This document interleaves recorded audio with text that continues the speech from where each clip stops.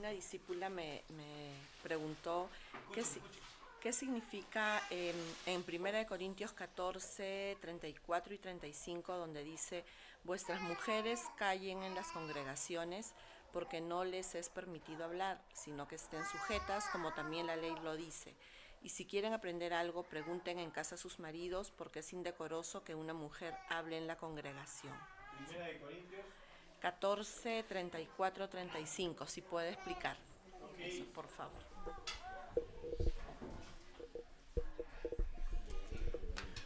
Bueno, prepárense las mujeres, pues.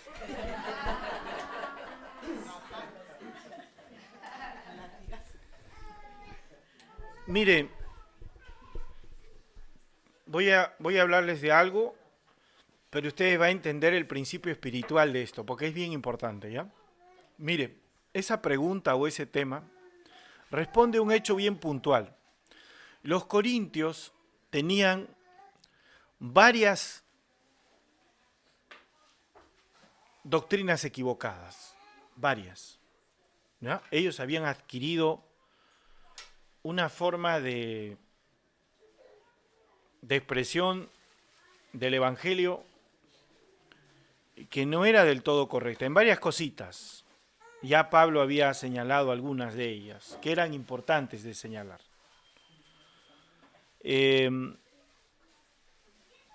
Antiguamente, sobre todo en la cultura griega, que tenía una gran influencia en esos tiempos y en esos lugares, acuérdense que Corintios pertenece a esa región, existían las famosas profetisas, oráculos, ¿ya?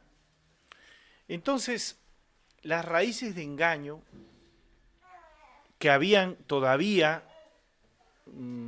o que seguían todavía en muchos discípulos, habían hecho que tanto el don de lenguas como este tipo de manifestaciones donde las mujeres dirigían, hablaban y profetizaban y daban tipos de señales, se excedieran.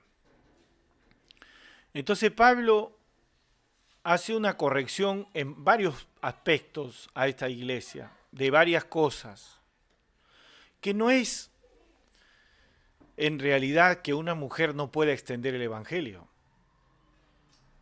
Eso no.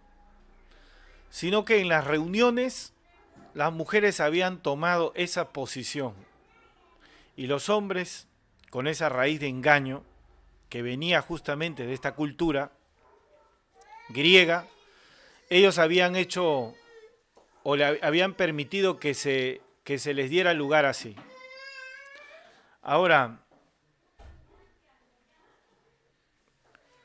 en el capítulo 37, versículo 37 de este mismo capítulo que está hablando, usted se va a dar cuenta que él refuerza este tema de los profetas. Lo refuerza y dice así: si alguno se cree profeta o espiritual, dice así, reconozca que lo que os escribo son mandamientos del Señor. ¿Por qué él hablaba de la doctrina? Y le dice así, versículo 38, él les hablaba de la doctrina porque ellos estaban pasando por alto la doctrina y se estaban confundiendo. Mas el que ignora, ignore. Esto ya es más bravo, ¿eh? Así que, hermanos, procurad profetizar y no impidáis el hablar en lenguas, pero hágase todo decentemente y con orden.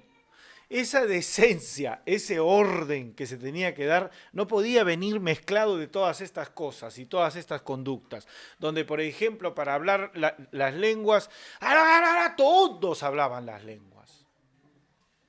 Entonces nadie oía realmente la palabra.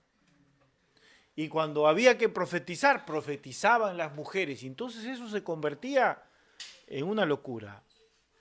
Y él les llama la atención por estos excesos. Pero ahora, dicho esto, que tiene que ver más con la parte, digamos, con la parte que contextualiza un poco el tema, ¿no? Vamos a hablar de lo espiritual en sí. escuche bien. Pablo da razones especiales por qué la mujer no debía de hacer esto en la congregación específicamente. No hablar la palabra, sino utilizar el don de profecía de esa forma. Eso también es importante porque en el libro de Génesis Dios establece que tanto el hombre como la mujer están hechos a la imagen misma de Dios. Dice la Escritura, varón y hembra los creó el Señor, pero también dice a su imagen y semejanza. Esto no tiene que ver con la forma física. Tiene que ver con la forma física, pero cuando Dios mira al hombre con cuerpo glorificado, lleno del Espíritu de Dios, porque solamente este hombre está hecho a imagen y semejanza de Cristo. El hombre caído no tiene la imagen ni la semejanza de Cristo, porque este cuerpo es de barro y está bajo pecado, y se va a destruir, o está bajo maldición, ¿no? Se va a destruir. El hombre al recibir las arras del Espíritu, recibe ya todo, porque ya está todo completo, en el sentido de que el cuerpo glorificado también va a venir a su vida. Eso es imposible. No hay, aquí no me den porque soy modesto. No. Usted tiene que recibir ese cuerpo sí o sí. Y el Señor se lo da. Y usted va a recibir ese cuerpo. Y ahí estará completo. Entonces, cuando Cristo dice que los crea a su imagen y semejanza, ¿no? Está hablando de la semejanza de Él. Ellos, varón y hembra, en algún momento tendrán la semejanza de Él. ¿Ya? Pero Él que crea las cosas, no mirando el tiempo, no diciendo qué día es hoy, no, sino mirando la eternidad, Él establece también en su palabra las cosas que son eternas. Por eso dice eso. Pero también hay una gran enseñanza ahí que ustedes tienen que comprender. Entonces, ¿cuál es la razón de que el hombre y la mujer sean diferentes? Son diferentes y pueden procrear, cosa que en cielos nuevos y tierra nueva ya no es posible. Son como ángeles, no tienen necesidad de procrear. Pero en este mundo sí. ¿A causa de qué pueden procrear? ¿Ah? Sí, a causa de la llegada de los discípulos, a causa de la llegada de los hombres a la tierra. Tienen que venir, ¿verdad? Es por eso que vienen y ellos participan. Pero la enseñanza ahí es interesante. El Señor cuando habla a través de Pablo enseña algo muy valioso.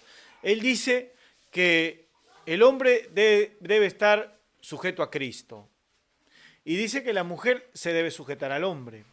Entendiendo esto como el matrimonio, ¿verdad? Entonces cuando esto sucede y se sujeta, dice también que la iglesia debe estar sujeta a Cristo. ¿No es así? Ahora, ¿nosotros somos la iglesia o no? ¿Y nosotros no nos molestamos de ser la novia o sí? ¿Y por qué la novia se molestaría de ser la novia? Así que es un tema especial. ¿Por qué una mujer se molestaría de ser mujer? ¿O por qué la mujer quisiera tener la autoridad del varón? ¿Por qué la iglesia quisiera tener una autoridad superior a la de Cristo? ¿Por qué la iglesia más bien no aprendería sujetándose a ser fiel al Señor? ¿Verdad? Entonces, cuando usted empieza a analizar las cosas a partir de Cristo y a partir de su justicia, se va a dar cuenta que Dios no está discriminando a nadie, sino le está dando un lugar a cada cosa, a cada persona también, por supuesto, ¿verdad? Entonces es bien importante entender eso. Ahora, cuando una mujer se sujeta al varón y el varón se sujeta a Cristo, en esa casa hay unidad. Siempre es así, hay unidad. Cuando el hombre no se sujeta a Cristo y la mujer se sujeta al varón, no hay unidad. En esa pareja no la hay. ¿Se da cuenta? No la hay. Porque puede ser que el varón no le interese Cristo.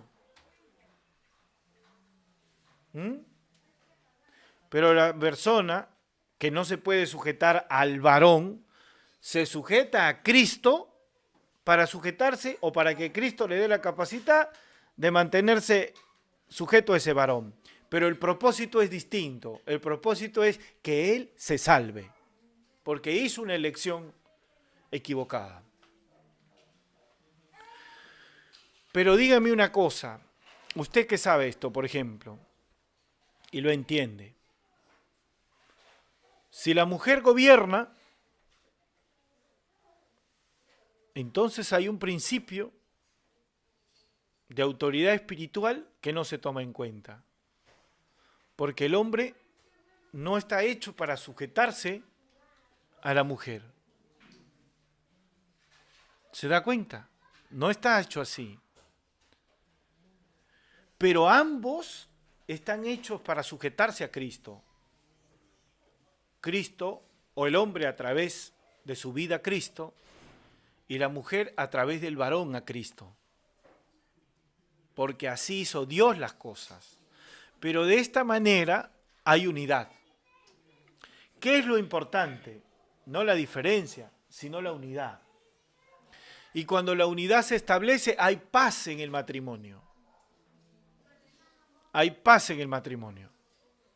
Entonces, de esto hay muchos casos, ¿ya? Cada caso tiene su tema y debe ser tratado de una manera. Pero este es el principio. ¿Se da cuenta? Entonces, esa es la explicación por qué el Señor les dice, como en todas las iglesias de los santos, Pablo dice esto a Corintios, como en todas las iglesias de los santos, vuestras mujeres callen en las congregaciones. ¿Qué quiere decir que estaba pasando? Ellas estaban hablando, no cuchicheando.